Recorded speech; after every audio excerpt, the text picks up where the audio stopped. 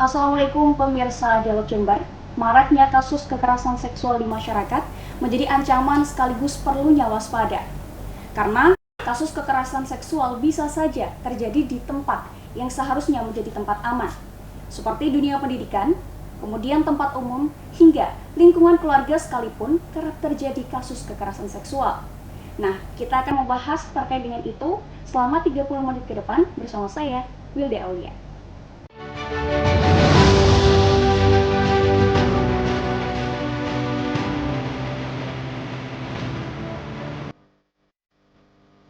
Pemirsa membahas terkait dengan kekerasan seksual di masyarakat.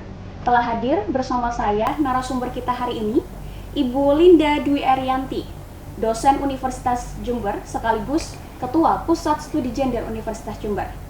Selamat datang Bu Linda di studio kami. Bagaimana kabarnya hari ini, Bu? Alhamdulillah baik. Semoga Mbak Wilda baik juga. Alhamdulillah, Bu.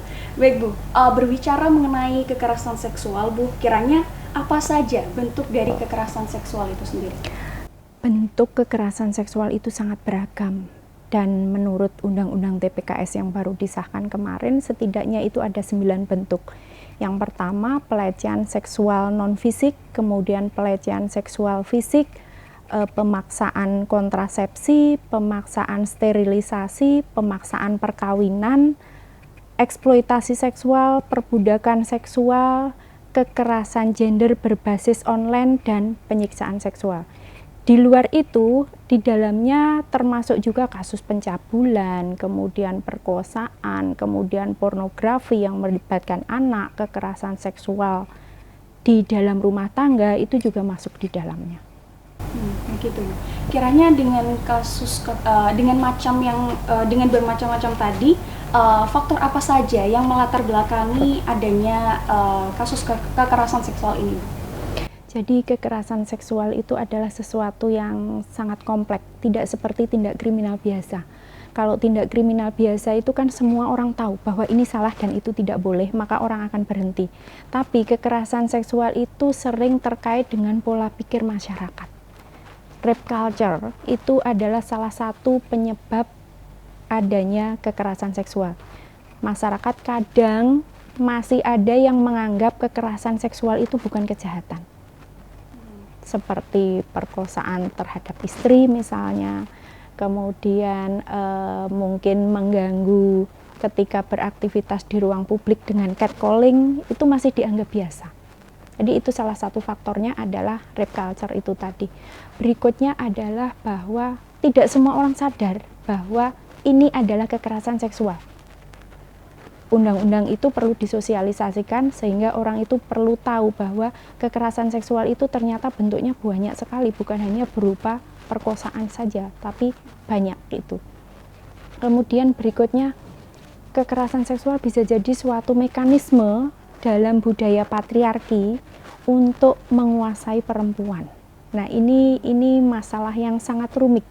Seringkali laki-laki berusaha menunjukkan mungkin dominasinya, menunjukkan keperkasaannya dengan cara melakukan kekerasan seksual terhadap objek yang diinginkan. Itu yang sering terjadi. Belum lagi kemudian ada relasi kuasa yang timpang di masyarakat kita itu antara laki-laki dan perempuan. Kita tahu masyarakat kita yang masih patriarkis itu selalu menganggap laki-laki adalah subjek penting dan perempuan adalah objek. Sehingga contohnya begini, dalam suatu hubungan pertemanan saja, laki-laki untuk menjadi dominan itu diwajarkan karena laki-laki gitu loh. Apalagi itu kalau berada di ruang-ruang yang terstruktur, misalnya di dunia pendidikan. Ada relasi kuasa yang timpang atau memang tidak setara antara dosen dengan karyawan, dosen dengan mahasiswa, karyawan dengan mahasiswa, mahasiswa senior dengan mahasiswa junior. Nah, itu juga berpeluang untuk memunculkan adanya kekerasan seksual. Dan itu dianggap hal yang wajar begitu ya, Bu ya? Iya, sampai saat ini masih banyak masyarakat yang menganggap itu sebagai kewajaran sehingga ya itu berlangsung terus-menerus. Apakah itu juga kaitannya dengan budaya yang sudah melekat ya Bu ya? Dengan budaya yang melekat, akhirnya ketika orang lain itu mencoba memberikan dobrakan, hal itu sangat sulit dan dianggap tabu begitu ya? Iya, budaya itulah yang sebenarnya menjadi kuncinya di sini. Bagi saya, sebagus apapun aturan hukumnya, kalau masyarakat itu tidak memahami, ya nggak ada gunanya gitu loh. Jadi ketika kita ngomong penegakan hukum misalnya, maka di sini pondasinya adalah kesadaran masyarakat untuk ikut menegakkan hukum itu, untuk mematuhinya. Kita bisa cek ulang itu, Undang-Undang PKDRT misalnya, sudah berapa tahun itu. Tapi nyatanya kekerasan dalam rumah tangga, termasuk di dalamnya kekerasan seksual, itu masih banyak terjadi dan oleh masyarakat dianggap sebagai kewajaran. Laki-laki atau suami memukul istri, oh itu urusan rumah tangga orang, oh itu mungkin karena dia ingin mendidik, oh mungkin karena ada salah satu pihak yang melakukan kesalahan begitu. Jadi kenapa dari awal saya seringkali menyebutkan laki-laki sebagai pelaku dan perempuan sebagai korban, karena menurut data memang 94% korban kekerasan seksual itu adalah perempuan. Ada memang laki-laki tapi jumlahnya hanya 6%. Demikian juga dengan pelaku. Pelaku kekerasan seksual itu 96% adalah laki-laki dan hanya 4% perempuan. Meskipun demikian, bukan berarti kemudian ketika kita bicara kekerasan seksual itu urusannya hanya dengan perempuan, tapi tidak. Kita harus melihat semuanya. Ketika laki-laki menjadi korban, perempuan menjadi korban, ya harus dibela, dan itu tidak boleh terulang atau tidak boleh terjadi lagi. Betul, dan siapapun korbannya itu patut dibela, dan siapapun pelakunya kita tidak boleh diskriminasi ya Bu ya, Iya. baik itu perempuan atau laki-laki gitu.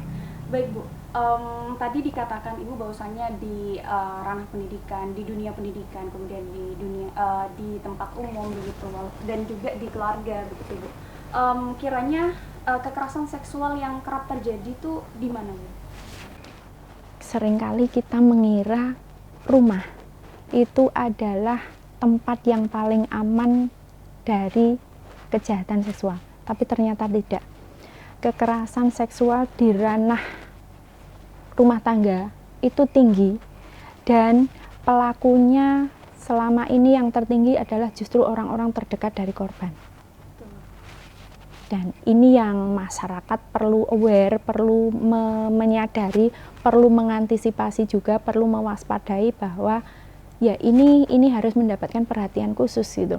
Seringkali kita berbicara kekerasan seksual itu bisa dihindari dengan tidak keluar malam, dengan tidak berpakaian mini dan seterusnya. Seolah-olah ketika ada yang keluar malam berpakaian mini ya berarti dia membuka diri untuk menjadi korban kekerasan seksual.